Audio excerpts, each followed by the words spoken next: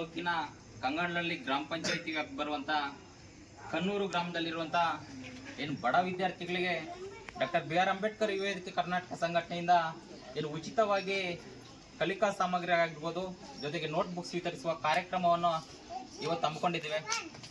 ಬಹುಶಃ ನಾವು ನೋಡ್ಬೋದು, ಎಷ್ಟೋ ಜನ ಏನು ವಿದ್ಯಾಭ್ಯಾಸಕ್ಕೆ ಆರ್ಥಿಕವಾಗಿ ಕಡಿಮೆ ಇದೆ ಅಂತ ಹೇಳ್ಬಿಟ್ಟು ಯಾರೂ ಸಹ ವಿದ್ಯಾಭ್ಯಾಸ ಮಾಡ್ತಾ ಇಲ್ಲ.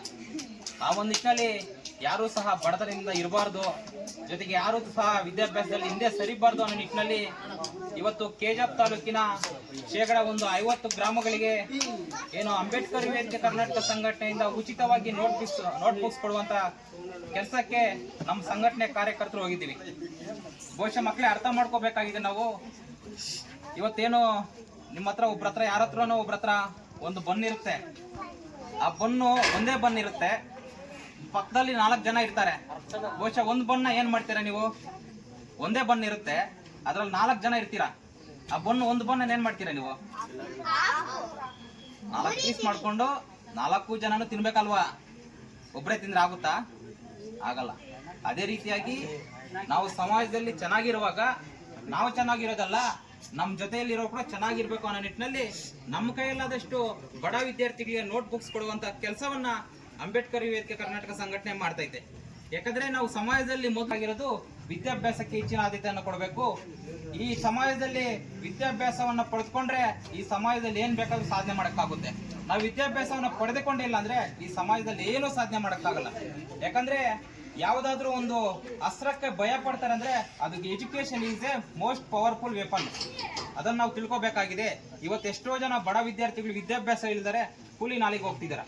ಆದ್ರೆ ವಿದ್ಯಾಭ್ಯಾಸ ಮಾಡ್ಕೊಂಡು ಇವತ್ತು ಎಷ್ಟೋ ಜನ IAS ಗಳಾಗಿದ್ದಾರೆ, DC ಗಳಾಗಿದ್ದಾರೆ, SP ಗಳಾಗಿದ್ದಾರೆ. ಅದೇ ರೀತಿ ನೀವು ಕೂಡ ಆಗ್ಬೇಕು. ಈ ಬುಕ್ಸ್ ಕೊಡ್ತಾ ಇರೋದೇ ಉದ್ದೇಶ ಏನಂದ್ರೆ ನೀವೆಲ್ಲರೂ ಸಹ IAS ಆಗ್ಬೇಕು, IPS ಆಗ್ಬೇಕು, SP ಗಳಾಗಬೇಕು, ಪೊಲೀಸರಾಗಬೇಕು.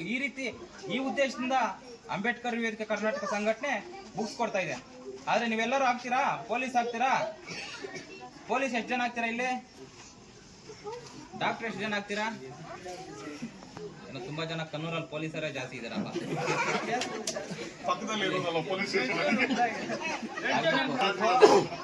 ನಾವೆಲ್ಲರೂ ಸಹ ಚೆನ್ನಾಗಿ ಓದ್ಕೊಂಡು ನಮ್ಮ ತಂದೆ ತಾಯಿಗೆ ಒಳ್ಳೆ ಹೆಸರು ತಗೋಬರ್ಬೇಕು. ಓದ್ತೀರಾ ಎಲ್ಲರೂ? ಏನೋ ಸೌಂಡೇ ಬರ್ತಾ ಇಲ್ಲ. ನೀವು ಸೌಂಡ್ ಕಡಿಮೆ ಮಾಡಿದ್ರೆ ನಾನು ಸುಮ್ಮನೆ ಹಿಂಗೆ ಹೋಗ್ಬಿಡ್ತೀನಿ. ಓದ್ತೀರಾ ಇಲ್ಲ?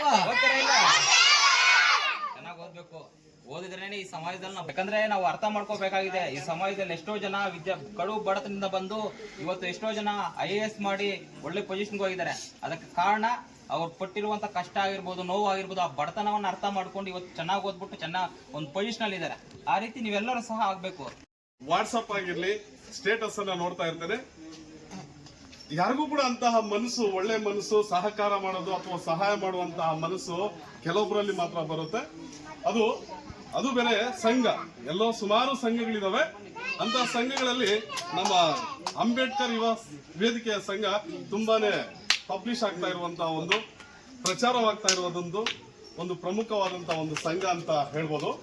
ಯಾವ ರೀತಿ ಅಂದ್ರೆ ಬೇರೆ ಕೆಲಸಗಳಿದ್ರು ಕೂಡ ಪ್ರಾಣಿಗಳಿಗೆ ಒಂದು ಆಹಾರವನ್ನು ಒದಗಿಸೋದು, ಅದಕ್ಕೆ ನೀರನ್ನು ಒದಗಿಸೋದು, ಜೊತೆಗೆ ಹೀಗೆ ಸಣ್ಣ ಪುಟ್ಟ ಗ್ರಾಮಗಳಲ್ಲಿ ಬಡ ಮಕ್ಕಳು ಇದ್ರೆ ಆ ಬಡ ಮಕ್ಕಳಿಗೆ ಒಂದು ಬುಕ್ಸ್ ಅನ್ನ ಕೊಡೋದಾಗಿರ್ಲಿ, ಪ್ರತಿಯೊಂದರಲ್ಲೂ ಕೂಡ ಸೈ ಅನ್ಸ್ಕೊಂಡಿರುವಂತಹ ನಮ್ಮ ಜೈ ಭೀಮ್ ಶ್ರೀನಿವಾಸ್ ಅವರಿಗೆ ಮತ್ತೊಮ್ಮೆ ಕಾರ್ಯಕ್ರಮ ಪರವಾಗಿ ಸ್ವಾಗತವನ್ನ ಕೋರ್ತಾ ಇದ್ದೀವಿ. ನಿಜವಾಗ್ಲೂ ಕೂಡ ಇಂತಹ ಮನಸ್ಸು ಯಾರಿಗೂ ಇರೋದಿಲ್ಲ. ಇವತ್ತು ಈ ಕಾರ್ಯಕ್ರಮದಲ್ಲಿ ಈ ಗ್ರಾಮದಲ್ಲಿ ಬಡ ಮಕ್ಕಳಿಗಾಗಿ ಉಚಿತವಾಗಿ ನೋಟ್ ಪುಸ್ತಕ ಮತ್ತು ಪೆನ್ಗಳನ್ನ ನೀಡೋದಿಕ್ಕೆ ಬಂದಿದ್ದಾರೆ. ಹಾಗಾಗಿ ನೀವು ಕೂಡ ಸ್ವೀಕರಿಸಬೇಕು ಅಂತ ಹೇಳ್ತಾ ಇದ್ದೀವಿ. ನಾವು ಇವತ್ತು ಏನು ನಮ್ಮೂರಲ್ಲಿ ಬುಕ್ಗಳು ಮತ್ತು ಪೆನ್ನು ಪೆನ್ಸಿಲ್ಲು ಕೊಡ್ತಾ ಇರೋ ಉದ್ದೇಶ ಏನಂದರೆ ನಮ್ಮ ಮಕ್ಕಳು ಚೆನ್ನಾಗಿ ಓದಬೇಕು, ಮುಂದೆ ಬರಬೇಕು, ಅದರಿಂದ ನಮಗೆ ಒಳ್ಳೇದಾಗಬೇಕು ಅಂತ ನಾವು ಕೊಡ್ತಾ ಇದ್ದೀವಿ. ಅದನ್ನು ಎಲ್ಲರೂ ಮಾಡೋಕ್ಕಾಗಲ್ಲ. ಕರೆಕ್ಟಾ? ಎಲ್ಲರೂ ಬಂದುಬಿಟ್ಟು ಎಲ್ಲ ಬುಕ್ಗಳು, ಪೆನ್ನುಗಳು, ಪೆನ್ಸಿಲ್ಗಳು ಎಲ್ಲರೂ ಕೊಡೋಕ್ಕಾಗುತ್ತಾ? ಕೊಡೋಕ್ಕಾಗಲ್ಲ. ಯಾಕಂದರೆ ಅವ್ರಿಗೆ ಅದು ಬೇಕಾಗಿರಲ್ಲ. ನಮಗೇನೋ ನಮ್ಮ ಮಕ್ಕಳು, ನಾವು ಅದೇ ಸ್ಟೇಜಿಂದ ಬಂದಿದ್ದೀವಿ. ನಮ್ಮ ಸಂಘಟನೆ ಯಾವತ್ತೂ ಬಡವರನ್ನ ಗುರುತ್ತಾ ಇದ್ದೀವಿ. ಸುಮಾರು ಸೇವೆಗಳು, ಅನಾಥಾಶ್ರಮಗಳಿಗೆ ಊಟ ಕೊಡ್ತಾ ಇದ್ದೀವಿ, ಮಕ್ಕಳಿಗೆ ಬುಕ್ಗಳು ಕೊಡ್ತಾ ಇದ್ದೀವಿ. ಯಾರು ಮನೆಗಳಿಲ್ಲ, ತುಂಬ ಅಲ್ದಾಡ್ತಾ ಇದ್ದಾರೆ, ಅವ್ರನ್ನೆಲ್ಲ ಗುರುತಿಸಿ ನಮ್ಮ ಸಮಾಜಕ್ಕೆ ತಲುಪಿಸ್ತಾ ಇದ್ವಿ. ಇದೊಂದೇ ಅಲ್ಲ, ನಾವು ಪ್ರತಿಯೊಂದೂ ಮಾಡ್ಕೊಂಡು ಬರ್ತಾ ಇದ್ವಿ. ಅದರಲ್ಲಿ ನಮಗೆ ಇದೊಂದು ಪಾಯಿಂಟ್, ಅರ್ಥ ಆಯ್ತಾ? ಇದು ಕೊಡ್ತಾ ಇರೋ ಉದ್ದೇಶ ನೀವೆಲ್ಲ ಚೆನ್ನಾಗಿ ಓದಬೇಕು, ನೀವು ಚೆನ್ನಾಗಿ ಓದಿ ಮುಂದೆ ಬರಬೇಕು, ನಮಗೆಲ್ಲ ಒಂದು ಹೆಸರು ತರಬೇಕು.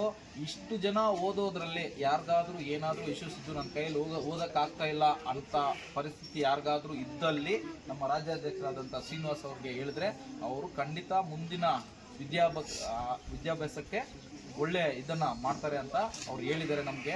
ಅದೇ ಥರ ನೀವು ಚೆನ್ನಾಗಿ ಓದಿ. ಇವಾಗ ಯಾರ್ಯಾರು ಕಾಲೇಜ್ ಲೆವೆಲ್ಗೆ ಹೋಗ್ತಾ ಇದ್ದೀರಾ, ಡಿಗ್ರಿ ಯಾರ್ಯಾರು ಮಾಡ್ತಾ ಇದ್ದೀರಾ, ಅದು ನೀವು ಏನೇನು ಮುಂದೆ ಹೋಗಬೇಕು ಅಂತ ನಿಮ್ಮ ಕನಸುಗಳಿದೆ, ನಿಮ್ಮ ಮನೆಗಳಲ್ಲಿ ಯಾರ ಮನೆಗಳಲ್ಲಿ ಆಗ್ತಾ ಇಲ್ಲ ಆ ಥರ ಯಾರಾದರೂ ಇದ್ದರೆ ನನ್ನ ಹತ್ರ ದಯವಿಟ್ಟು ಹೇಳಿ. ನಾನು ನಮ್ಮ ರಾಜ್ಯಾಧ್ಯಕ್ಷರ ಹತ್ರ ಡಿಸ್ಕಸ್ ಮಾಡ್ತೀನಿ, ಅವ್ರನ್ನ ಮುಂದೆಗೆ ಕಳ್ಸೋಕ್ಕೆ ಪ್ರಯತ್ನ ಕೊಡ್ತೀವಿ.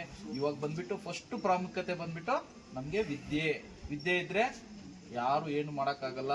ನಮಗೆ ಆಸ್ತಿ ಇಲ್ಲ, ನಮ್ಗೆ ಅಂತಸ್ತಿಲ್ಲ, ಜಮೀನಿಲ್ಲ, ದುಡ್ಕೊಂಡು ತಿನ್ನೋಕ್ಕೆ ಎಂಥದ್ದು ಇಲ್ಲ. ಅದೇ ವಿದ್ಯೆ ಇದ್ದರೆ ಮುಂದೆ ಬರ್ಬೋದು ಅಲ್ವಾ? ಅದನ್ನು ತಲೆಯಲ್ಲಿ ದಯವಿಟ್ಟು ಎಲ್ಲರೂ ಇಟ್ಕೊಳ್ಳಿ. ಮೊದಲ ಥರ ಅಲ್ಲ, ಅವಾಗ SLC ಪಾಸ್ ಆದರೆ ಸಾಕು, ಏನೋ ಒಂದು ಮಾಡ್ಬೋದಾಗಿತ್ತು. ಇವಾಗ ಡಿಗ್ರಿ ಪಾಸ್ ಆದರೆ ಕೂಡ ಏನೂ ಕೆಲಸಗಳು ಸಹ ಸಿಗ್ತಾ ಇಲ್ಲ. ನಿಮ್ಮ ಮಕ್ಕಳಾಗಿರೋರು ಓದೋದನ್ನು ಬಿಟ್ಟು ಬೇರೆ ಏನಕ್ಕೂ ತಲೆ ಕೊಡಬಾರ್ದು, ಕಣ್ಣು ಹಾಕಬಾರ್ದು, ಬೇರೆ ಏನು ನಿಮಗೆ ಮನ್ಸಿಗೆ ಬರಬಾರ್ದು. ಅರ್ಥ ಆಗ್ತಾ ಇದೆಯಾ? ನಿಮ್ಮ ಸ್ಟೇಜು ಓದ ಮೇಲೇ ಇರಬೇಕು. ಮಾಡ್ತೀರಾ ಇಲ್ವಾ? ಸ್ವಲ್ಪ ಜನ ಮಾತ್ರ ಹೇಳಿದಿರ ಅಷ್ಟೇ. ಹಾಗಾದ್ರೆ ಯಾರು ಓದಲ್ವಾ? ಚೆನ್ನಾಗಿ ಓದಿ, ಚೆನ್ನಾಗಿ ಮುಂದೆ ಬರಲಿ. ನಾನು ಮಾತನ್ನು ಮುಗಿಸ್ತಾ ಇದ್ದೀನಿ. ಜೈ ಭೀಮ್.